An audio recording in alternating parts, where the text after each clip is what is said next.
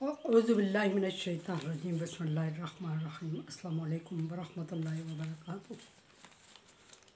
अच्छी ईद अल अज़हा गुज़र रही होगी आपकी, और मैं फिर कहूँगी ईद मुबारक।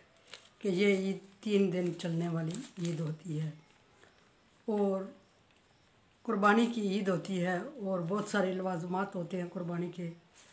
और अल्लाह तबारक व तआला कुर्बानियों को कबूल फरमाए और थोड़े करने का ज़्यादा अजर दे या रियाकारी से बचाए। ये कुर्बानी एक बहुत अल्लाह तबारक व तआला के यहाँ अपने जान और माल कुर्बान करने का अहद होता है, और आपकी और कुर्बानी अच्छी जा रही होगी, आहद कर रहे होंगे, लेकिन कोशिश कीजिएगा कि इसमें रियाकारी से महफूज रहें। अक्सर दिल में ज़रा सा भी फतूर आ जाए तो अमाल ज़ाया हो जाते हैं, और अल्लाह तबारक व तआला फरमा रहा होता है ला तशरून ला यशरून, न उन्हें ख़बर हो अमाल ज़ाया हो जाए और न तुम्हें ख़बर हो अमाल ज़ाया हो जाए।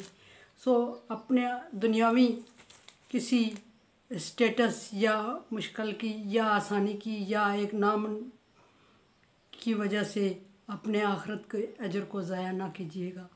कुर्बानी खा थोड़ी सी चीज़ की भी हो, अल्लाह तबारक व तआला उसको बड़ा अजर दे दे, बड़ा दर्जा दे दे, तो अल्लाह के यहाँ कोई दूरी नहीं है। वो कबूल करने वाला और देने वाला है। अल्लाह करे कि आपकी थोड़ी कुर्बानियों का ज़्यादा अजर मिले। लेकिन बात फिर वहाँ वही हो रही है कि ईद का जानवर कुर्बानी का जानवर ख़रीदने से पहले, कुर्बानी देने से पहले, ईद करने से पहले इर्द गिर्द के लोगों का ख्याल रखिएगा, और अगर किसी की नाराज़गी और दिल शिकनी है तो उनसे माफ़ करवा दीजिएगा या कर दीजिएगा। क्योंकि ये बड़े ऐसे दिन होते हैं जिसमें एक दूसरे की दिल शिकनी और रंजिशें माफ़ करवाई जाती हैं, और दूरियों को ख़त्म किया जाता है, कुदरतों को ख़त्म किया जाता है। उन कुदरतों को जो बग़ैर किसी मकसद के, बग़ैर किसी वजह के हमने पाल लिए हैं, उनको ख़त्म करें और अपने दिलों में वसअत पैदा करें, और एक दूसरे को अच्छे तरीके से खंदा पेशानी से कबूल करें।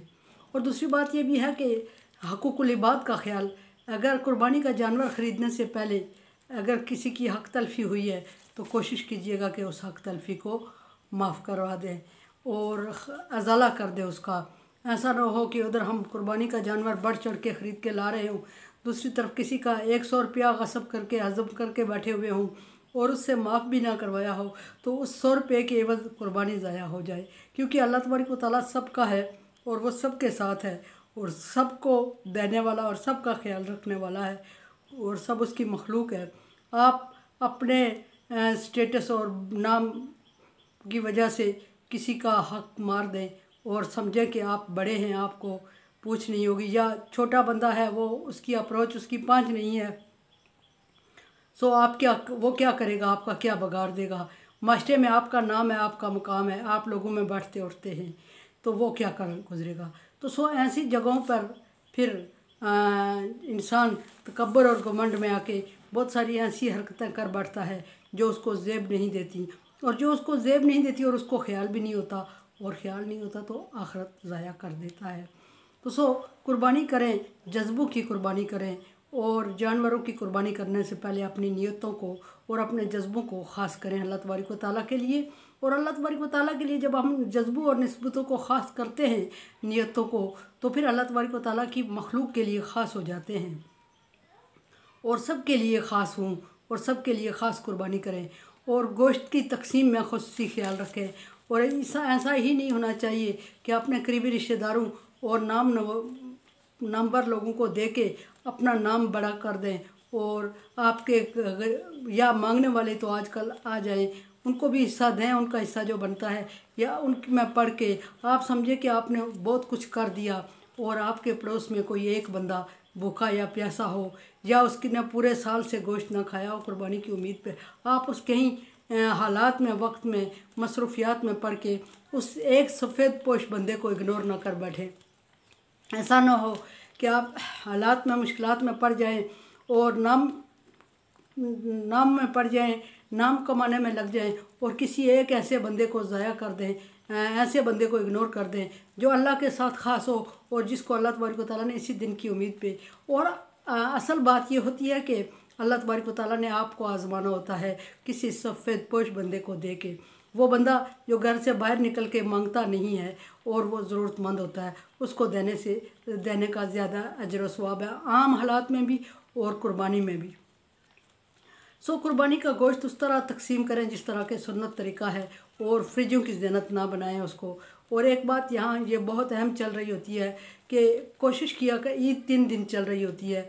3 दिन की ईद में आपको तीनों दिन की मुबारक हो। आज बात ये होती है 3 दिन ईद चल रही है हमारी, और तीनों दिन की ईद में अजर व सवाब के दर्जात मुख्तलिफ होते हैं। पहले दिन का जो ईद हो जाती है उसका अजर व सवाब, कुर्बानी हो जाती है, उसका अजर व सवाब ज़्यादा होता है। दूसरे दिन की ईद में कुछ कम होता है, तीसरे दिन की ईद में उससे भी कम होता है। कोशिश करें कि पहले दिन की ईद कर लें, कुर्बानी कर लें। और अक्सर ये डिले हो जाता है कसाई हजरात की के इंतज़ार में, लेकिन कसाई भी क्या करे, वो भी कम पड़ते हैं, मार्केट में कम होते हैं और लोगों की डिमांड ज़्यादा होती है, सो उनके पास भी टाइम नहीं होता। कोशिश ये करनी चाहिए जहाँ जानवर कुर्बानी का पहले ख़रीद के लाना होता है, और ये देखें कि जानवर जो कुर्बानी का आप पहले ख़रीद के लाते हैं वो किसी के लिए तकलीफ़ का सबब ना हो, आपके लिए उसके संभालने के, आपको उसको रखने के लवाजमात पूरे हों, तो फिर उसको पहले ख़रीद के लाएं। और इसी तरह कसाई को भी पहले डील कर ली जाए। लेकिन एक बात यह है कि ज़्यादा अच्छा ये है कि ये काम भी आप ख़ुद सर अंजाम दें जो मर्द हजरात हैं, ताकि आपको भी मुश्किलात का सामना ना करना पड़े और कसाई हजरात को भी मुश्किलात का सामना ना करना पड़े। आप भी डिले ना हों, आपका अजर व सवाब भी दूसरे दिन तक डिले ना हो जाए, और दूसरे के लिए भी। और फिर ये कि रेट बहुत चढ़े होते हैं कुर्बानी के जानवरों के, तो उनको भी मैनेज करना होता है, उनको मद्देनज़र रख के चीज़ें।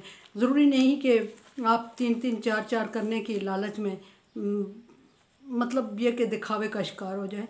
कम कर लें, अल्लाह तबारक व तआला नियतों को जानता है। अच्छा कर लें, कार सवाब होगा, और इर्द गिर्द के लोगों का ख्याल रखें कुर्बानी में। और ये भी एक आजकल का बना हुआ है निज़ाम कि बच्चों को देख के हम जानवर बाहर छोड़ देते हैं खेल तमाशे के लिए या दिखावे नमूद और नुमाइश के लिए, तो उस सूरत में बहुत सारे नुकसानात भी होते हैं। बाज़ दफ़ा जानवर का नुकसान हो जाता है, बाज़ दफ़ा बच्चों का नुकसान हो जाता है, बाज़ दफ़ा कोई और प्रॉब्लम हो जाती है। एक और कोशिश ये कि बच्चों को, मंडी बहुत चढ़ी हुई है आजकल, मंडी का रेट है, बच्चों को मंडी के अंदर ले जाने से गुरेज करनी चाहिए, क्योंकि नुकसान होने का अंदेशा होता है। और कुर्बानी 3 दिनों तक जारी रहे, बेशक जारी रहे, लेकिन ज़्यादा अजर व सवाब पहले दिन का है। सो कोशिश करें कि पहले दिन कुर्बानी करें, और गोश्त की तकसीम में अल्लाह तबारक व तआला के हुक्म को मद्देनज़र रखते हुए करें। और जिधर पूरा साल चलता है उधर 1-2 दिन ना भी लें तो चल जाता है, लेकिन 1-2 दिन के लिए अपने लिए ज़्यादा रख के किसी मुस्तहिक का हक ना मारा जाए। और एक बात ये भी चल रही है कि कुर्बानी का गोश्त लेके किसी के दरवाज़े पे जाने पे आर मत समझे। ये बड़ी सादत की बात होती है कि अल्लाह तबारक व तआला ने आपको कुर्बानी का तौफीक दी, और आप सिर्फ इस वजह से उस अजर को ज़ाया कर दें कि आपकी इज़्ज़त का आना का सवाल है, आप किसी के दरवाज़े पे नहीं जाएंगे। तो ये भी बहुत गलत और मामूली बात हो जाती है। जितना आप बढ़ चढ़ के इसके लिए कुर्बानी का कोशिश करेंगे, इतना आपको अल्लाह तबारक व तआला अजर ज़्यादा देगा। और फिर ये कि दुआ भी करें, और कुर्बानी के वक्त दुआ करें, अल्लाह तबारक व तआला से अच्छे की उम्मीद रखें। और ये तकब्बुर और गुरूर नहीं, हो सकता है कि कल आज आप देने वाले हों और कोई आपसे लेने वाला हो, कल वही देने वाला हो और आप लेने वाले हों। ये यकीनन बात ऐसी है। तिलकल अय्यामु नुदाविलुहा बैनन्नास, दिनों को अल्लाह तबारक व तआला फरमा रहे हैं कि मैं फेर फेर के इंसानों में लाता हूँ और कोशिश करता हूँ। ये आज अगर आप पे हैं, डेफिनेटली अल्लाह का कोई हुक्म भी मसलहत से खाली नहीं। अल्लाह तबारक व तआला ने अगर फरमा दिया, डेफिनेटली कल वो भी इस काबिल होगा और देगा कुर्बानी, और आपको उसमें शामिल करेगा। सो आज के किए पर कल नदामत नहीं होनी चाहिए। अच्छे वक्तों की अमल की बुरे वक्तों में नदामत नहीं होनी चाहिए, और बुरे वक्त की जो अमल हैं उनको अच्छे वक्तों की एंजॉयमेंट में हलाल नहीं होना चाहिए। इसलिए कोशिश करें। और ये भी है कि इज्तिमाई कुर्बानियाँ दी जाती हैं, और इज्तिमाई कुर्बानियों में बहुत सारी चीज़ें ऐसी होती हैं कि जो हम अख्तलफी कर बैठते हैं, दे आते हैं उधर, उन अदारों में, उन जगहों पे बहुत सारी कुर्बानियाँ हो रही होती हैं और वहाँ ज़ाया होने के चांस होते हैं। और हमारा इसमें अल्लाह तबारक व तआला ने तकसीम खुद फरमाई और पड़ोसियों और गरीब और मुस्तहिक लोगों का ख्याल रखने का हुक्म दिया। और जब हम इज्तिमाई कुर्बानियाँ कर बैठते हैं तो उसमें फिर हमारे पड़ोसी, हमारे रिश्तेदार और जो लोग सफ़ेद पोश और जो तबका हमारे इर्द गिर्द होता है वो महरूम और मायूस हो जाता है। और जब वो महरूम और मायूस हो जाता है तो अल्लाह तबारक व तआला की खुशनुदी में कमी वाक़ई होती है। सो कोशिश किया करें कि इन चीज़ों में अपने हाथों से अपने घर, कुछ लोग ये भी कहते हैं कि कुर्बानी के जानवर ख़रीदने से बेहतर है कि किसी को रकम दे दी जाए, लेकिन ये एक अलामती इजहार होता है और ये इस्लाम का अलामती इजहार है। कुछ इन चीज़ों को इग्नोर नहीं किया जाना चाहिए। हाँ, ये भी है कि कुर्बानी अगर अपनी ज़ात के लिए कर रहे हैं तो कुर्बानी अपने वालिदैन के लिए भी करें। और कुर्बानी जिस पर वाजिब हो जाती है सबसे पहले उसको अपनी कुर्बानी देनी चाहिए, अपनी ज़ात के लिए कुर्बानी करनी चाहिए। और फिर उसके बाद अगर वो 3 कर चुका है तो उसके बाद उसको ये इजाज़त होती है कि वो वालिदैन की तरफ से या अपने किसी करीबी अजीज़ की तरफ से कुर्बानी कर सकता है। लेकिन उसका अगर वाजिब होती है जिस पर, उसको पहले अपनी करनी चाहिए, अपनी ज़ात के लिए करनी चाहिए। ऐसा नहीं कि हम पहले दूसरों की कुर्बानी पे लगे रहें जिन पे वाजिब ही नहीं थी, उन पे लगे रहें और अपनी ज़िंदगी ख़त्म हो जाए और अपनी रह जाए। और जो चीज़ वाजिब हो के रह जाती है उसका गुनाह होता है।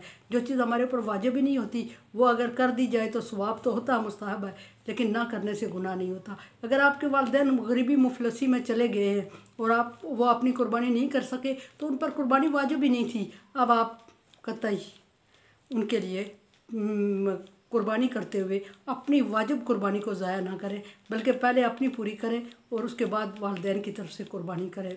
और फिर मैं कहूँगी कि कुदरतें नफ़रतें मिटा के कुर्बानी का जानवर अल्लाह की रज़ा की खातर कीमत को ना देखें, खुलूस और नियत को देखते हुए घरों में ज़िबा करें। और ये भी कि आलाइशें और गंद और ये जो जानवर का चारा और ये चीज़ें होती हैं ये गली महलों में डाल के ताफ़ुन और बदबू और बीमारियों को ना फ़रोग़ दें। इस तरह ऐसा होता है कि हमारे अजर स्वाब में कमी वाक़ई होती है। इन चीज़ों का भी एहसास अल्लाह तबारक व तआला ने हुक्म दिया। नबी सल्लल्लाहु अलैहि वसल्लम का इरशाद है कि सफाई ईमान का हिस्सा है। सो अगर हमारे अंदर ईमान है तो हम किसी तरह भी किसी दूसरे को तकलीफ़ दे के अल्लाह की रज़ा के लिए अगर कुर्बानी कर रहे हैं, हज कर रहे हैं या नमाज़ पढ़ रहे हैं, जो भी कर रहे हैं, अल्लाह की रज़ा की खातिर जो काम है उसमें दूसरे को अज़ियत देना ही नहीं होती। हाँ, अगर किसी सूरत भी नहीं होती, लेकिन अल्लाह के रज़ा के लिए जो काम कर रहे हैं उसमें अगर हम दूसरे को अज़ियत देते हैं तो हमारे अजर सवाब में कमी वाक़ई होती है या फिर वो ज़ाया होने का अंदेशा होता है। मेरी तरफ से अहले इस्लाम और अहले पाकिस्तान को ईद मुबारक, 3 दिन की ईद मुबारक आपको। अल्लाह तबारक व तआला आपकी कुर्बानियों में बरकत दे और कबूल व मंजूर फरमाए। अल्लाह हाफिज़।